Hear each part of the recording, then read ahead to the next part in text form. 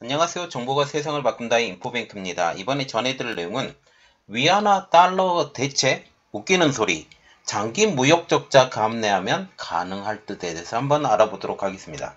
여러분의 구독, 좋아요 그리고 필요하시면 알람 설정까지 부탁드리겠습니다. 지금 작년부터 국제사회에서 탈달러라는 말이 유행하고 있습니다. 많이 나오죠. 지난 4월에는 구글의 주요 검색어 중 하나였고 현재도 이에 대한 기사들이 쏟아지고 있습니다. 그래서 지금 탈달러, 그래서 기축통화가 중국의 위안화가 될 수 있다라는 그런 말이 나오고 있지만 결국 실행할 수 있느냐라는 게 그게 문제가 되는 것이죠. 특히 탈달러가 국제 이슈로 부상한 가장 큰 요인은 러시아의 우크라이나 침공 때문입니다. 서방 진영이 우크라이나 침공을 한 이후 러시아를 쉬프트 결제망에서 퇴출시키자 러시아를 중심으로 비달러 국제 교역이 늘어난 것이죠. 비달러 무역의 중심 국가는 바로 세계 2위의 경제 대국인 중국. 중국이 공개적으로 러시아 편에 서면서 중러 무역에서 위안화 비중을 끌어올렸기 때문입니다. 위험성이 큰 러시아 루블화를 이용하지 못하니 위안화를 국제교역에 사용하게 된 것이죠. 지금 유럽에 대해서, EU에 대해서, 특히 러시아나 프랑스에 대해서 우리의 천연가스를 수입하고 싶으면 루블화를 제공해라. 이전에는 EU의 그 유로화를 사용을 했는데 이거 안 돼. 루블화를 무조건 지켜야 돼. 라고 하면서 루블화 결제를 요구했고 그것을 거부했죠. 그리고 사실상 이제 끝난 상황입니다. 이것 때문에 지금 러시아와 같은 경우는 천연가스와 석탄, 석유 이 모든 것들을 중국에 수출을 하는데 이것을 지금 위안화로 이용하고 있다. 이 배경에 대해서는 조금 더 우리가 생각해 볼 내용이 있지만 이 뒤편에 또 이야기가 나오기 때문에 더 설명을 해드리지 않겠습니다. 위안화는 현재 러시아 중앙은행인 러시아 은행의 비축 통화에도 포함됐고요. 지난 2월에는 모스크바 외환거래소 거래액 순위에서 처음으로 달러를 제치고 1위 외화 자리를 차지하기도 했습니다. 그런데 위안화가 달러를 제치기는 어려울 것으로 보입니다. 결제 통화 순위에서 5위에 불과하기도 하고 결정적인 이유는 전 세계에서 충분한 통화를 공급을 하려면 엄청난 국제 수지 적자를 감수해야 한다는 것. 결국 수출 부분에서 엄청난 그 재정 적자를 감내하고 이 모든 것들을 해야 되는데 이렇게 되면 페트로달러를 밀어내고 페트로위안까지 해야 된다는 것인데 이것은 결국 지금 중동 지방에서도 원하지 않는다라는 말이 나오고 있기 때문에 이것에 대해서 조금 더 자세히 알아보도록 하겠습니다. 중국도 딱 이 정도만 적당하다고 생각하고 있는 상황이죠.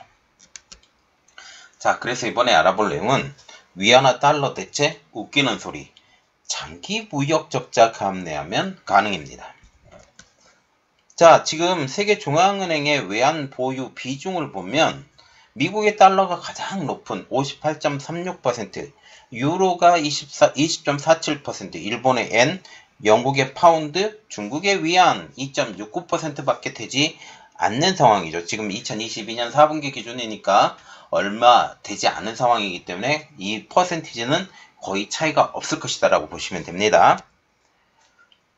지금 보시면 최근 달러와의 위세는 조금 줄어든 것은 사실입니다. JP모건은 탈달러와의 징후가 이미 전개되고 있다라고 얘기를 하고 있는 상황이죠. 미국의 급격한 금리 상승, 그리고 러시아를 세계은행 시스템 SWIFT에서 제외시키는 제재로 인해 브릭스 국가들, 브라질, 러시아, 인도, 중국, 남아프리카 공화국이 달러의 패권을 도전하기 위한 새로운 움직임을 보이고 있다는 것을 그 근거로 들고 있습니다. 여기에 좌파 정권이 집권하는 중남미 국가들도 탈달러 행보에 가세하는 분위기죠. 자, 그래서 처음으로 먼저 알아볼 내용은 위상이 흔들리는 달러부터 알아보도록 하겠습니다. 달러의 위상이 예전만 못하다는 것은 사실입니다. 브릭스, 중남미 여러 곳에서 탈달러의 모습들이 보이고 있기 때문이죠. 지난 4월 중국을 방문한 룰라 브라질 대통령은 중국과 쉬프트 대신 중국 국제결제 시스템인 칩스를 사용하기로 합의했습니다. 룰라 대통령은 상하이 현지 연설에서 왜 전 세계 모든 국가가 달러를 거래를 해야 하느냐? 왜 위안화는 국제화폐가 될 수 없나? 라고 얘기를 하면서 탈달러를 주장하고 나선 것이죠. 브라질은 중국의 남미 지역 최대 무역국으로서 작년 무역액은 1715억 달러에 이릅니다. 브라질은 중국에 철광석, 대두 등을 주로 수출하고 기계류, 통신장비, 가전제품, 철강제 등을 수입하고 있습니다. 철광석을 수출하고 철광제를 받는 것이죠. 이것을 보시면 되고요. 그리고 기계, 통신장비, 가전제품 생각나는 게 있으세요? 이것은 다 반도체가 들어간 제품이라는 것이죠. 지금 미국이 반도체 제재를 하고 있기 때문에 제품의 질이 떨어질 수 있다는 그런 얘기가 있기 때문에 이것은 조금 더 두고 봐야 된다는 상황입니다. 금융위기가 고조되고 있는 아르헨티나도 중국과 통화스와프 협정을 체결하고 지난 4월부터 기업의 위안화 무역대금 결제를 허용했습니다. 자본이 많은 나라죠. 자원이 많은 나라이기 때문에 자원을 대신 받아가겠다. 위안화로 우리 일단 결제를 하고 이 모든 것들을 자원으로 받아가겠다라고 지금 얘기를 하고 있는 것이죠. 베네수엘라의 니콜라스 마두로 대통령은 지난 5월 23일 자국 방송에 나와서 이렇게 말했다고 합니다. 미국이 달러 기축 통화 시스템을 중국과 러시아, 베네수엘라, 쿠바 등에 대한 제재로 이용하고 있다라고 얘기를 하면서 베네수엘라는 탈달러의 길을 걸을 것이라고 했습니다. 우리가 눈여겨봐야 될 것은 아르헨티나나 베네수엘라 모두 부채에 허덕이고 있고 브라질도 국제금융연구소가 부채가 증가하고 있어 경계해야 할 시장으로 꼽고 있다는 점이죠. 그래서 중국은 손을 내밀고 있는 나라들 대부분이 이러한 부채에 허덕이고 있는 나라에 손을 내밀면서 우리 돈을 빌려다 써! 라고 얘기를 하는 것입니다. 여기에 IMF는 중국, 멕시코, 인도, 터키 등도 부채가 급속히 증가하고 있어 위험성이 높아지고 있다라고 언급했습니다. 중국마저도 지금 현재 부채 문제가 상당히 심각하다. 특히 지방정부의 부채가 심각하다라는 것을 일단 생각해보고 이야기를 들어보시겠습니다. 이 내용이 마지막 부분까지 연결이 되니 이것을 기억해 두시기 바랍니다. 이 밖에 방글라데시가 지난 4월 러시아와 3억 1,800만 달러에 달하는 원자력 발전소 건설 대금을 위안화로 지불하기로 했다고 발표했습니다. 지금 러시아와 연결됐던 것이죠. 지난 3월에는 중국 해양 석유 총공사 CNOOC가 프랑스 토탈 에너지로부터 아랍에미레이트산 액화천연가스 LPG 4만 5천 톤을 매입하면서 위안화를 결제 수단으로 사용하기도 했습니다. 프랑스는 EU 국가 중 급격하게 중국과 친해지고 있는 나라이기도 하죠. 그리고 이번에 프랑스의 마크롱 대통령이 중국을 방문했을 때 어마어마한 선물을 주기도 했습니다. 자, 그래서 우리가 두 번째로 볼 내용. 우려의 제스처를 보인 미국, 그러나에 대해서 조금 더 깊이 들어가 보도록 하겠습니다. 미국 정부는 이러한 여러 가지 상황에 대해서 우려하는 모습을 나타냈습니다. 제넷 옐런 미 재무부 장관은 지난 4월 중순 CNN에 나와서 달러의 역할과 관련이 있는 금융 제재를 가하게 되면 제재를 받는 당사국이 다른 대안을 모색하면서 달러의 주도적 지위가 위협받을 수 있다라고 언급을 한 것이죠. 국제금융시장에서도 달러가 위험하다라고 호들갑을 떨기도 했습니다. 국제시장에서는 세계 각국의 중앙은행들이 작년 하반기부터 달러 자산을 줄이고 금을 사들여 달러의 위상이 떨어졌다고 소리를 치고 있습니다.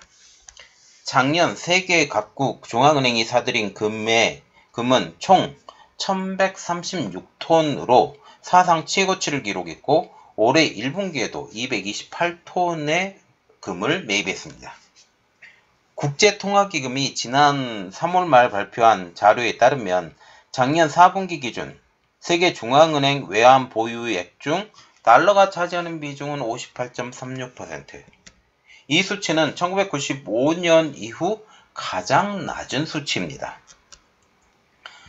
미국 국채의 최대 보유국으로 꼽히던 일본과 중국은 지난 1년간 국채 보유 규모를 3,600억 달러어치나 줄였으니 달러의 위상에 스크래치가 난 것은 사실입니다.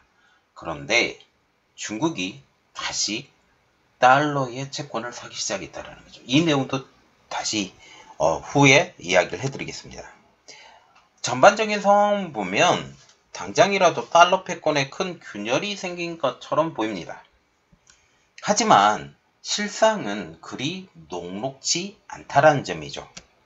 위안화가 달러를 대신해 기축통화로 올라서는 건 현재로서는 불가능한 일이라는 게 대다수 국제 전문가들의 시각입니다.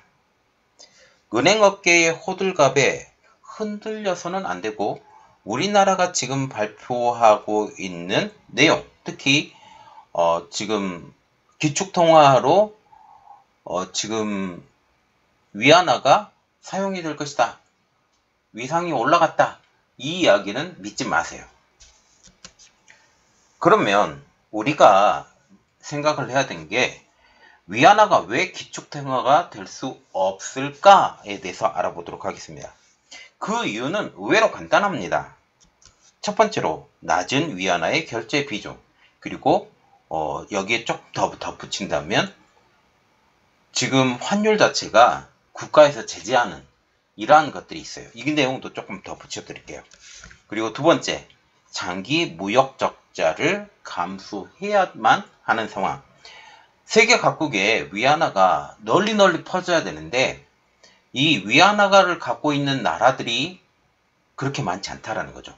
갖고 있다 할지라도 많이 갖고 있지 않기 때문에 만약 기축통화로 사용을 하려고 한다면 이러한 위안화 자체가 각국에 많이 퍼져야 된다는 사실입니다. 그런데 이것이 안 된다는 사실이죠. 그래서 네 번째로 보는 것은 낮은 위안화의 결제 비중에 대해서 좀 더 깊이 들어가 보도록 하겠습니다. 우크라이나 침공 이후 러시아의 참여로 위안화 결제 비중을 끌어올렸지만 전체 결제 통화 비중은 그리 높지 않습니다. 쉬프트 집계만 보면 4월 기준 위안화의 국제 결제 비중은 2.29%로 세계 5위를 차지했습니다. 이 수치는 2021년 4월에 1.95%에 비하면 크게 늘었지만 미국의 달러 42.71%, 유로 31.74%에 비해서는 매우 미미한 수준입니다. 미국 달러가 42.71%래요. 그런데 중국의 위안화는 2%도 못 된다는 사실이죠. 그냥 산술적으로 2%라고 생각을 한다면 21배가 넘는 차이가 난다는 사실입니다. 영국의 파운드가 6.58%로 3위, 일본의 엔은 3.51%로 4위에 비해서 크게 뒤처져 있습니다. 오히려 유로화가 달러를 위협하는 형국이라는 사실이죠. 중국이 국제사회의 제재를 받고 있는 러시아와 자국의 우호적인 중남미 국가 등을 동원해 탈달러 선정 공세에 나섰지만 실제 국제무역 시장에 미친 영향은 극히 제한적임을 알 수가 있습니다. 그리고 이게 중요하죠. 흔들리지 않는 페트로달러. 중국은 수년간 미국 달러 패권의 한 축인 페트로달러를 깨는데 공을 들여왔습니다. 중동산의 원유, 천연가스 거래에 위안화를 끼워 넣으려고 한 것이죠. 시진핑 주석은 지난 12월 초순 사우디에서 열린 중국 아랍 정상회의에서 중동산 원유와 천연가스 수입을 대폭 늘릴 계획이라고 얘기를 하면서 위안화 원유 결제를 추진하겠다라고 발언했습니다. 하지만 시 주석의 이러한 제안은 보기 좋게 중동 국가들에게 까였습니다. 정상회의 직후 나온 공동声明에서는 위안화 원유 결제에 대한 내용이 한 줄도 없었다라는 것이 이것을 반영하죠. 사우디 정부 소식통은 당시 로이터 통신에 아직은 때가 아니다라고 잘라 말을 했습니다. 타니알 제유디 아랍에미레이트 대외 국무장관은 아랍에미레이트는 무역 결제에 다른 통화를 사용하는 방안을 논의할 준비가 돼 있지만 그 영역은 석유 외의 분야에만 해당된다라고 했죠. 그래서 결국 석유 부분에 대해서는 우리가 결제를 맡을 때 무조건 달러 이렇게 얘기를 하게 된다는 거죠. 사우디아라비아, 아랍에미리트, 쿠웨이트 등 중동의 석유 수출국 중 상당수는 자국 통화를 달러 가치와 연동되는 달러 페그제를 택하고 있어 석유를 팔아 번 돈 대부분이 미국 국채 형태로 보유하고 있습니다. 결국 이 돈들이 다 미국으로 다시 들어가고 있다는 사실이죠. 이런 나라들이 달러의 지위를 흔들 수 있는 페트로 위안을 택할 가능성은 거의 제로에 가깝습니다. 달러의 위상이 떨어지게 되면 그들이 가지고 있는 지금 달러 기반이 흔들리고 있기 때문에 재정이 그냥 눈에 보이게도 그냥 줄어드는 역할을 하게 된다는 것이죠. 블룸버그 통신은 사우디아라비아뿐만 아니라 대부분의 중동 산유국이 위안화 사용에 대해 아예 관심이 없다라고 보도하기도 했죠. 사우디는 중국과 지난 3월 위안화 대출 협력을 성공리에 마쳤지만 그것은 양국 무역 관련 자금 수요를 충족시키기 위한 것이었습니다.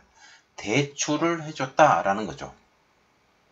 지금 사우디와 같은 경우는 네옴시티와 같은 곳으로 지금 돈이 많이 필요한 상황이기 때문에 지금 서로 윈윈하는 사우디의 국부펀드는 지금 중국의 지방정부를 좀 도와주고 그리고 중국과 같은 경우는 사우디에 투자 좀 해주고 이러한 상황이죠.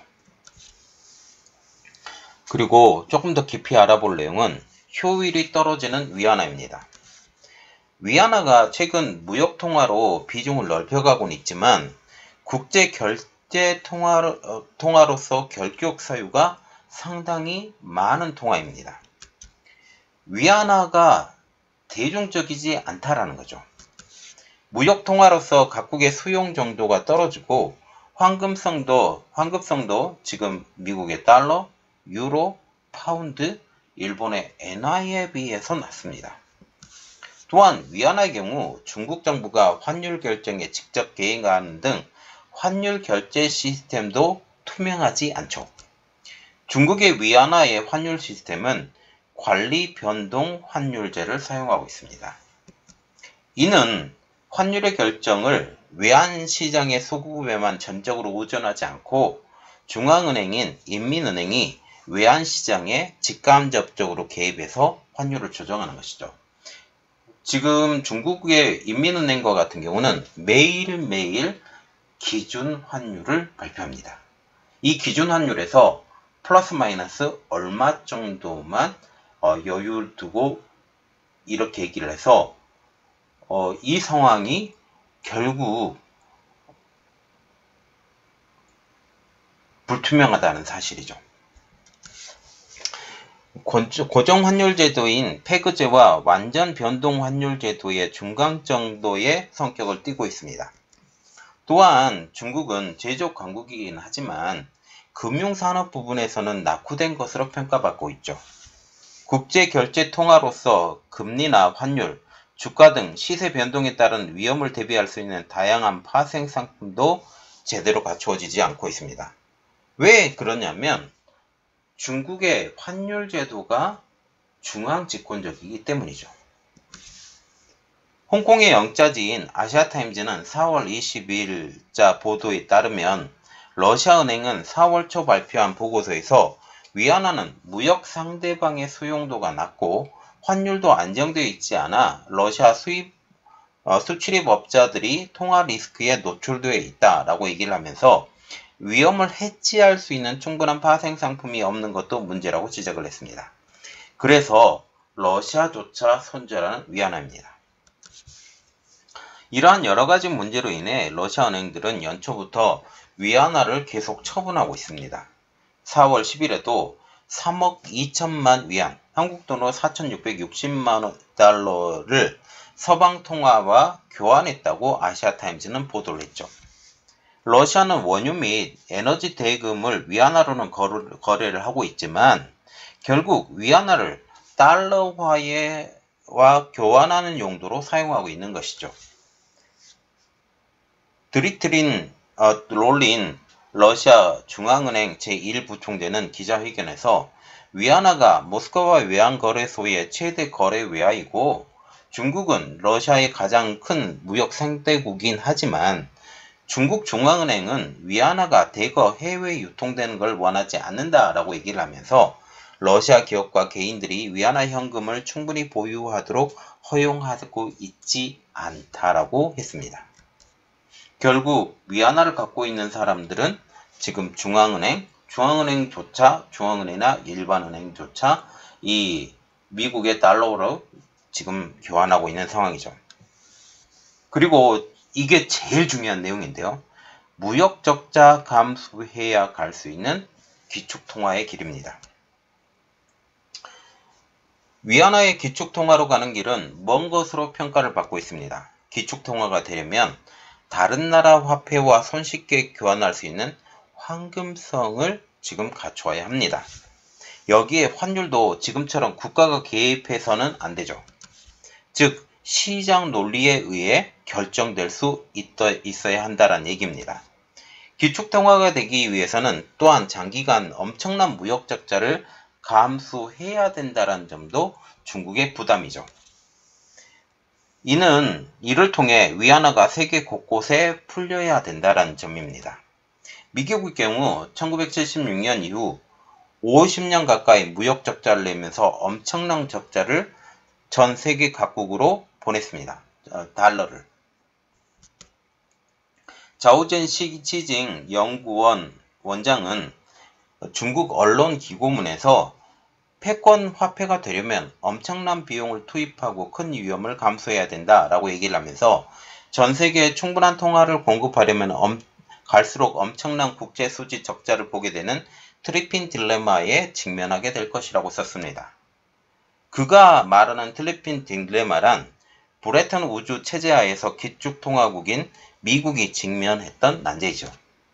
국제 거래 결제를 뒷받침하기 위해 무역 적자를 통해 기축통화인 달러 공급을 계속 늘리면 그만큼 달러 가치가 떨어져 기축통화로서의 국제 신용도가 위태로워지는 진퇴양난의 상황을 맞이할 수 있다는 거죠. 미국은 이를 위해서 페트로달러를 생각해낸 것입니다. 이들이 벌어놓은 달러 자체를 미국의 국채를 사는 데 사용을 하고 미국 국채를 사기 때문에 이 달러가 다시 미국으로 돌아가는, 그래서 선순환 구조로 만들었다라는 사실이죠. 그런데 지금 중국과 같은 경우는 이럴 여력이 없어요. 먼저 경제 회복에 힘을 써야 된다는 사실이죠. 중국 역시 페트로달러를 대체해 페트로 위안화를 만들지 못할 것으로 예상하고 있습니다. 달러 체제를 대체해 기축통화가 되는 것은 중국 경제의 완전 개방을 의미하는 것이기 때문이죠. 이는 중국 공산당이 중국 경제를 좌지우지할 수 있는, 그래서 인민은행을 통해서 중국 경제 자체가 좌지우지 될 수 없는 상황에 놓이게 된다는 거죠. 여기에 중국 수출은 가면 갈수록 떨어지고 있는 상황입니다. 그래서 경제 회복에 힘써야 하는 중국인데요. 중국 경제의 3대 축은 수출, 소비, 투자입니다. 지금 수출과 같은 경우는 글로벌 인플레이션의 영향으로 뚝뚝 떨어지고 있고, 그리고 소비와 같은 경우도 부동산 경기의 침체 때문에 떨어지고 있습니다. 투자도 안 되고 있는 거죠. 부동산 경기에 많이 투자를 했었는데 자금이 경색이 되고 은행에 집어넣는 돈이 지금 더 많아지고 있다라고 지금 얘기가 나오고 있습니다. 그럼에도 불구하고 중국이 수십 년간 무역 적자를 내면서, 즉 수출이 망가지면서까지 위안을 해외로 내보낸다?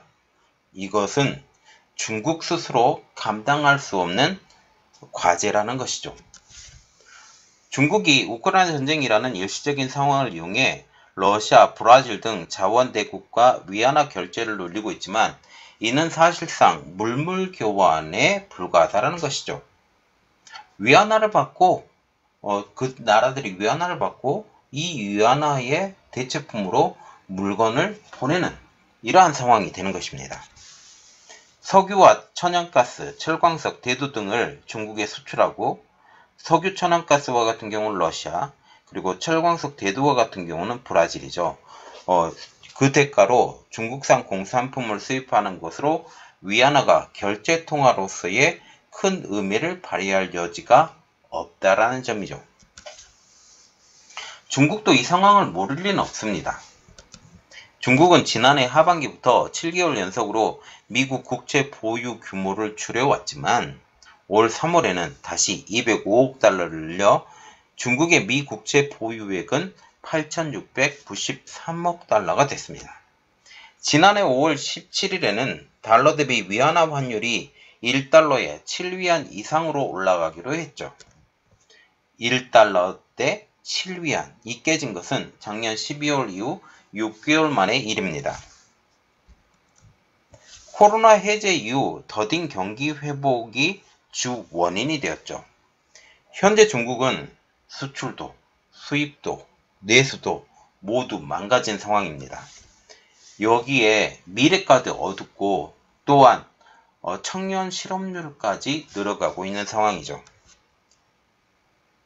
해외에서 돈을 끌어다닐 정도입니다. 이런 상황에서 엄청난 재정 적자를 감수하고 위안화의 기축통화 구축? 이것은 꿈에 해당한다라는 거죠. 위안화 국제화보다는 현재의 경기 활력 회복이 더 급한 상황이라는 것입니다. 대만의 자유시보도 위안화의 달러를 대신하는 것은 백일몽이라고 썼습니다. 자, 여러 매체에서 위안화가 기축통화로서의 성장 가능성이 있다라고 얘기를 하지만 여러분들은 믿지 마세요. 믿지 않고 그 말은 뻘소리, 구독자만 늘리는 그런 이야기, 그렇게 생각하시면 되고, 아직까지 기축통화를 하려고 한다면 엄청난 재정적자를 수십 년간, 미국과 같은 경우는 50년까지 지금 얘기를 했다고 하는데, 첫 번째 기축통화가 되려면 전 세계에 중국의 위안화가 널리 퍼져야 돼요. 아무리 작은 나라일지라도. 이렇게 되면 가능하죠. 현금의 환급성도 뛰어내지고. 그런데 지금은 그렇지 않잖아요. 오히려 유로화가 더 미국의 달러를 위협하는 존재로 올라왔다는 사실입니다. 자, 저의 내용이 여러분들에게 도움이 되셨다고 생각을 하시면 구독, 좋아요, 그리고 필요하시면 알람 설정까지 부탁드리겠습니다. 감사합니다.